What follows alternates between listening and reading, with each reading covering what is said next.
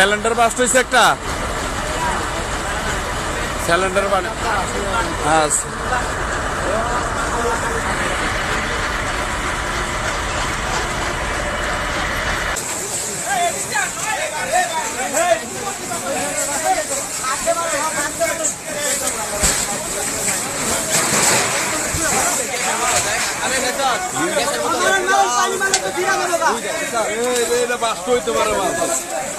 হ্যাঁ গ্যাসের বোতল আছে উপরে বাস্ট হইতে পারে এটা পারে ওই গ্যাসের বোতল লাত মারেন এই স্যার এই গ্যাসের বোতল লাত মারেন এই গ্যাসের বোতল লাত মারেন এই গ্যাসের বোতল লাত মারেন স্যার ওই গ্যাসের বোতল লাত মারেন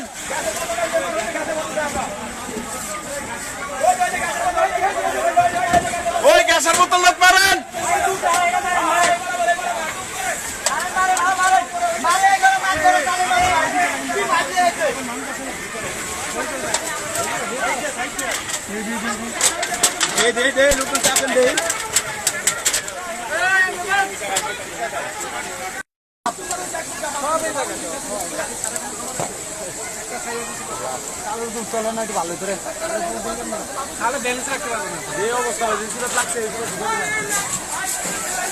জানেন মিলগেট একটা ঘনবসতি এলাকা।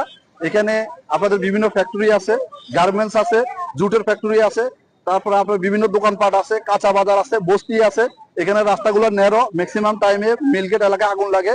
তো এখানে ন্যারো রাস্তা, পাবলিকের যে ক্রাউডের সমস্যা, পানির ক্রাইসিস, পানির কোনো সোর্সে নাই। হামিম গ্রুপ থেকে আমরা পানি নিয়ে আসি, তোষকা থেকে পানি নিয়ে আসি। আসলে এই ধরনের বস্তি আশেপাশে যে পানি থাকার কথা কোনো পানি নেই। আমাদের মূল সমস্যা হলো ন্যারো রোড, ক্রাউড এবং ওয়াটার সোর্স। এই তিনটাই মূলত এই এলাকার জন্য বড় চ্যালেঞ্জ। না সূত্রপাত আমরা এখনো কাজ করতেছি, আমরা এই বিষয়ে এখন আলোচনা করিনি। আপনারা দেখেছেন যে নিশাতনগর লাল মসজিদ সংলগ্ন কলাতলির বস্তির একাংশে অগ্নিকাণ্ড সংঘটিত হয়েছে। যে আমরা 18:40 আমরা সংবাদ পেয়েছি, 18:43 জাস্ট 3 মিনিটে আমাদের ইউনিট এসে এখানে পৌঁছে। রাস্তার যে ট্রাফিক ছিল, ট্রাফিক ব্যাক করে এখানে 3 মিনিটে আসা আমাদের জন্য চ্যালেঞ্জ ছিল। খুব দ্রুত আসার জন্য আমাদের আগুনটা আসলে বড় আকার ধারণ করতে পারে নাই বা বিস্তার করতে পারে নাই। তো আমাদের আগুনের সংবাদ পাওয়ার সাথে সাথে কন্ট্রোলের মাধ্যমে টঙ্গী ফায়ার সার্ভিস সিভিল স্টেশনের সিনিয়র স্টেশন অফিসার হেল্প সেলে আমরা পার্শ্ববর্তী যে স্টেশন ছিল উত্তরা ফায়ার সার্ভিস এবং বগুড়া ফায়ার সার্ভিস থেকে আমরা আরো 4টা ইউনিট আমরা সংবাদ দেই। কিন্তু ইন দি মেন টাইমে 19:30 সময় আগুন নিয়ন্ত্রণে আসার কারণে উত্তরা এবং বগুড়া ফায়ার সার্ভিস আমরা ব্যাক করাই দেই।